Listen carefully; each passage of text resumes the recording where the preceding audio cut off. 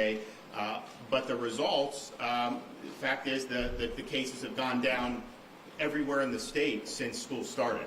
And that's not just for school kids, that's for the whole community. So the idea that somehow schools were a big problem, that has been refuted yet again. And we've had a really significant decline in cases, hospitalizations, hospital admissions, the whole 9 yards.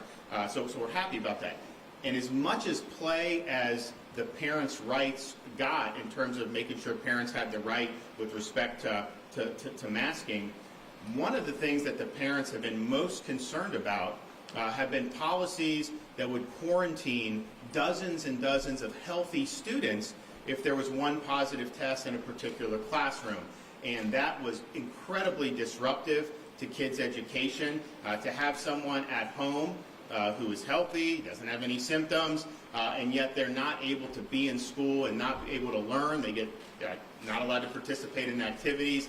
That's been a huge, huge impediment to having a normal functioning school year.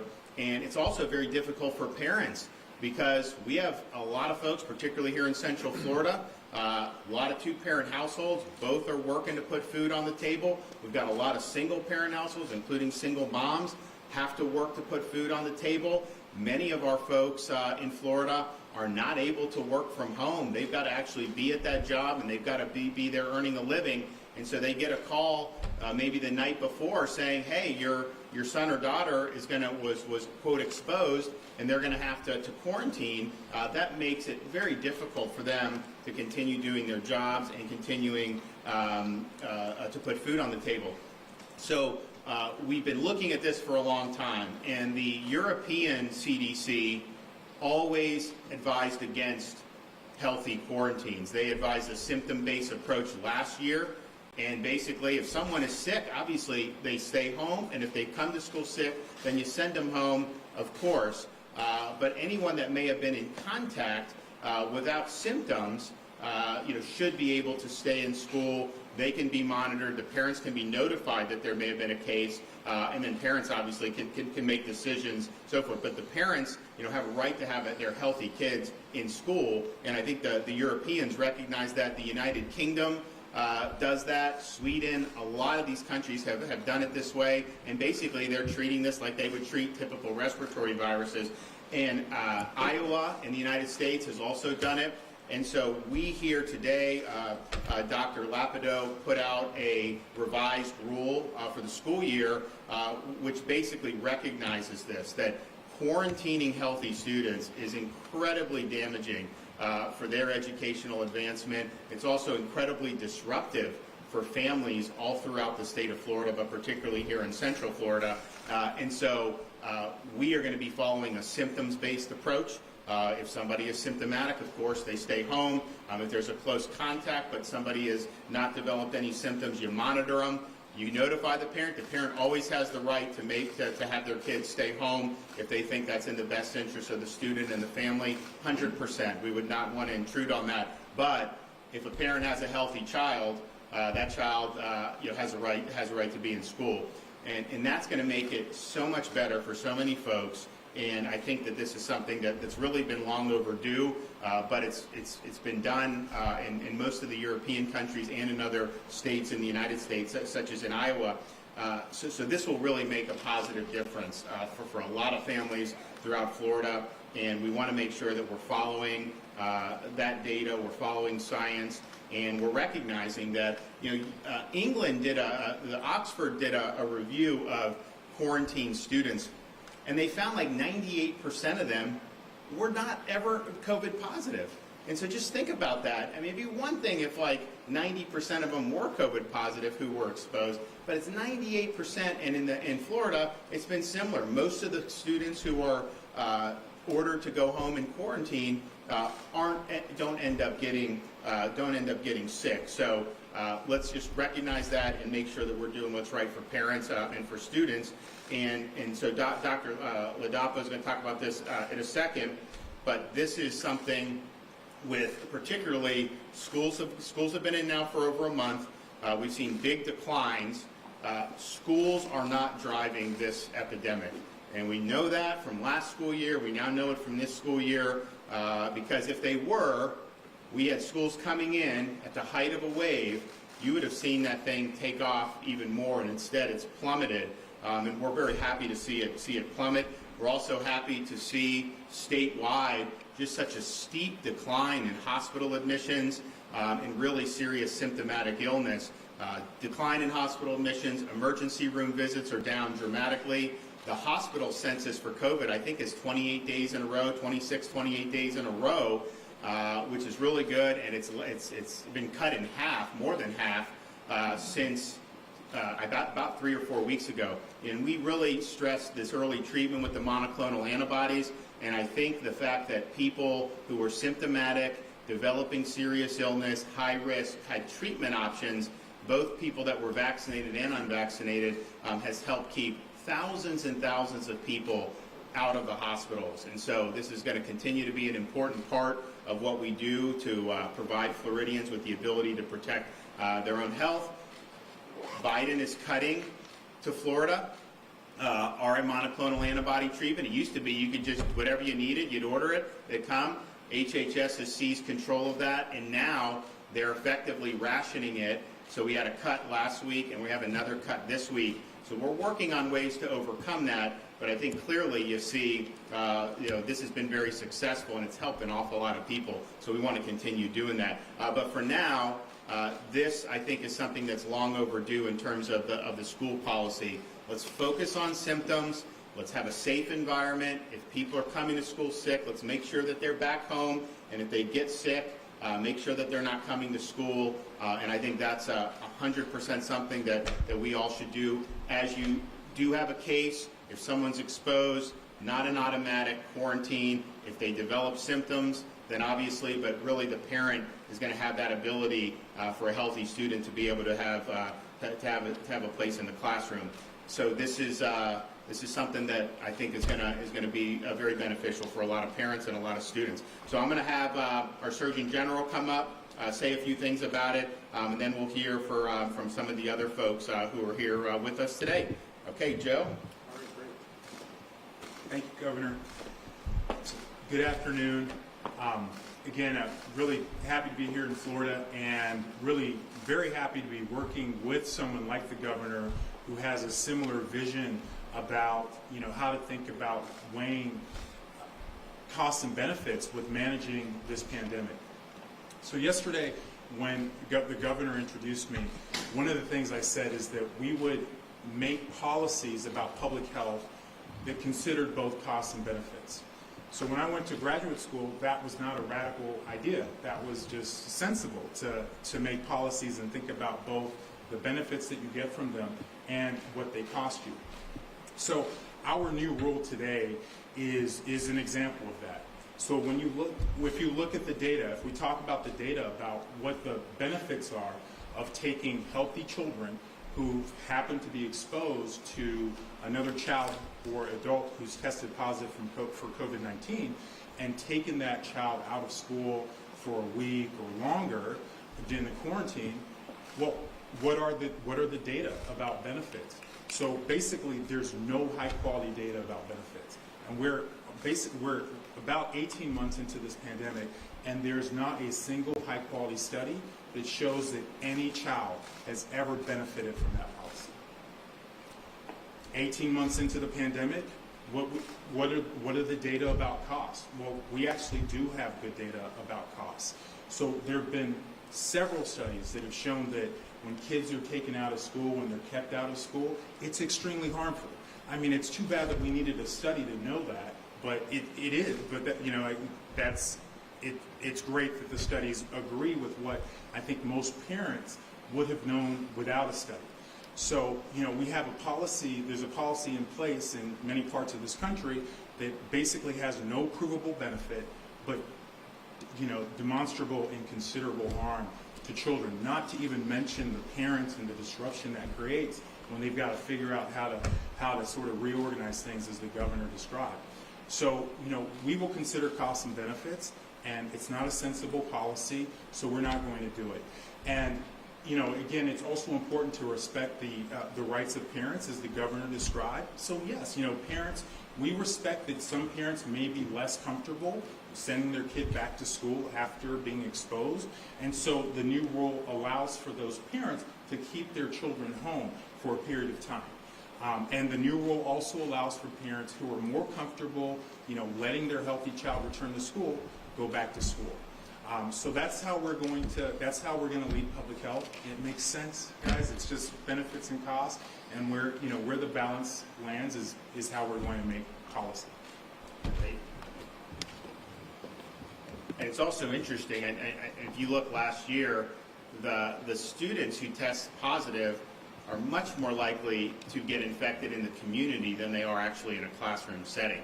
And so I know that there's positive cases that can happen, but I bet you, if you looked at it even now, it would still be the case that a majority of those positive tests resulted from infections that happen outside the classroom. So there's actually an argument, you quarantine a kid outside the classroom, doesn't mean they're just going to sit in their room the whole time. I mean, they'll be in the community most likely, especially if they're not symptomatic.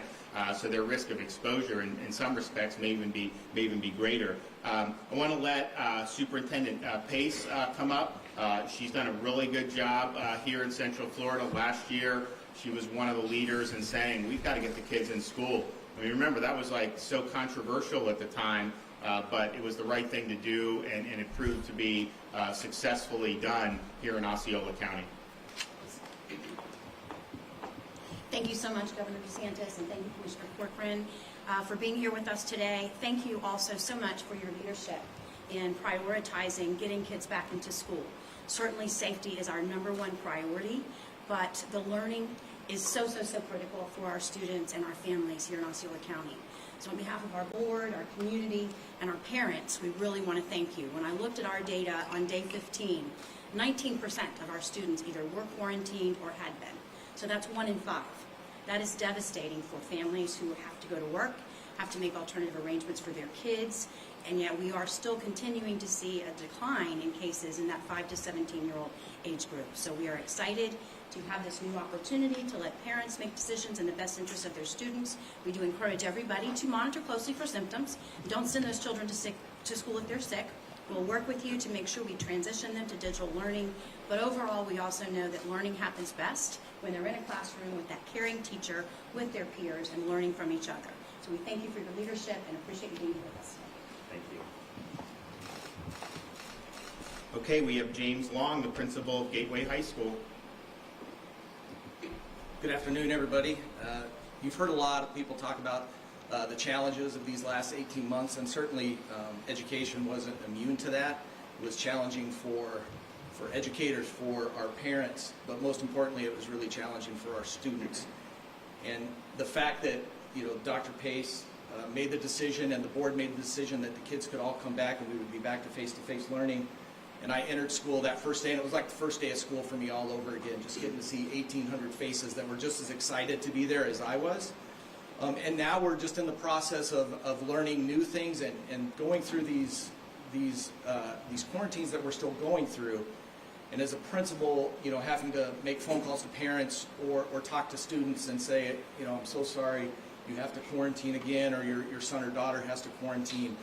And to look them in the face and just see that disappointment of a kid who says, Mister, please, I've been quarantined 5 times, please. That hits home for me a lot. So any opportunity to allow our students to have an option to stay in school, and parents have that option to keep kids in school, I'm in favor of it, because I really believe that's where kids need to be. Thank you. Thank you. Okay, we have Anthony Cook. He's a teacher and a parent of 3 children, 2 in high school, 1 in middle school. He had to quarantine to start his school year just as it was beginning, or his oldest son had to quarantine. But all his kids had actually had COVID prior to the school year starting, and so they were exposed. And clearly, we know that that's strong immunity, and yet still had to quarantine. So, Anthony, can you come up and share your story? Good afternoon, everybody. Again, my name is Anthony Cook. I'm the Coordinator of College and Career Services here for the School District of Osceola County. I guess I'm supposed to put a face to this, right? So I have 3 kids here in the district. I have a junior, a freshman, and I have an 8th grader. son, daughter, son. When we went into quarantine the very first time when COVID hit, it was a struggle. Both of their parents are educators, and our kids struggle, except for my oldest one. He just seems to get everything done the way he needs to get stuff done. But my two youngest ones struggled while we were in quarantine protocols, and last year being in and out, we were really excited about this school year, things kind of getting back to normal. Prior to the school year beginning, my kids ended up getting COVID. My daughter was really sick. My sons were asymptomatic. We quarantined them for about 14 days, got them tested. They were negative at that point, but when we tested them on day 7, they all 3 showed to be positive. They missed the first couple of days of school. That was okay. First couple of days, no big deal. We're in school. We're starting. Things are going well. And I got a call from the middle school that my son was in a classroom with somebody that tested positive for COVID. So we had to quarantine him, and because my kids are in the same household, we had to quarantine the other 2 as well. So they missed another 10 days of school. And I know that the effects as far as the education goes is a bit of a challenge. My daughter, my middle child, and my youngest son both struggled. Like I said, academically, my daughter struggled as far as test taking goes. Even my oldest son, who tends to get things done with no complaints, no worries at all, he struggled as well. So we're excited about the opportunity of being able to send back our kids should somebody in the classroom test positive with COVID. You know, I'm a firm believer in following the safety protocols, doing what you need to do to keep yourself safe, but just having an opportunity for them to be face-to-face learning, as the evidence shows that that's just the best form to get their education delivered to them. So that's all I have to offer to y'all today. Thank you. You know, it's interesting. So they're in the same, one student is exposed, but he's got 2 others.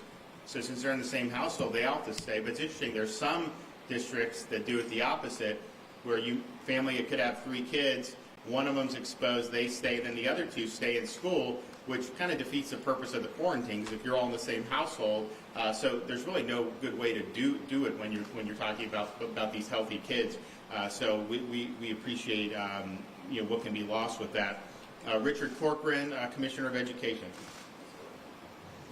Thank you. I just want to say that this is something that we've heard, as the governor mentioned, and you've heard from Deborah Pace.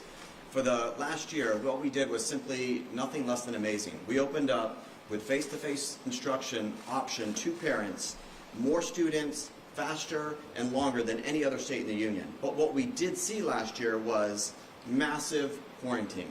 And as the governor mentioned, now we have this data. So you think about it, what we did last year, and we saw some dips in our ELA, some dips in our math, nothing like the nation. But what we do know is this: if you take the number of kids that we had in face-to-face instruction, pushing 2 million kids, and they're all here or there getting quarantined, you're talking about what would be described as chronic absenteeism pandemic. That's what we had last year. All of these kids, and you take it worldwide, you're talking millions and millions and millions of days of quarantining, and to the point when you know factually that 99% of those children never become symptomatic. And so to the Surgeon General's point, it's completely a lack of sensibility. It's a lack of common sense. We have an absolute known thing that if you have chronic absenteeism, and what that means lower performance in schools, greater mental health issues, greater likelihood of struggling for the rest of their academic career. All of those things are 100% certain. And over here you have 1 to 2% maybe of those kids ever needing to have been quarantined. And to the governor's point, we say 1 or 2%, but that includes the concept that those kids went home and locked themselves in a room for 14 or 10 days and never got exposed. The reality is they're down playing basketball, they're at their neighbor's house, they're hanging out, they're doing all those things. So the likelihood that 1 or 2% is really 1 or 2% is a complete fallacy. So listen, I'm speaking from experience. That's why I'm a little bit passionate about it. I have 6 kids, all 6 of my kids, and some of them last fall when we were doing 14 days had been quarantined. You're talking just one household having approaching 100 days of chronic absenteeism. That's a problem, and it doesn't make any sense. And so this change is what the superintendents, what parents, teachers, everyone said, if you could change one thing right now, stop the chronic absenteeism. Let us keep those kids in school. It's a brilliant rule change. So glad to have you on board, General, and so glad to have you do this, Governor. And we thank you so much for this common sense rule. So bottom line is, healthy kids have a right to be in school. The parents have a right to have their healthy kids in school.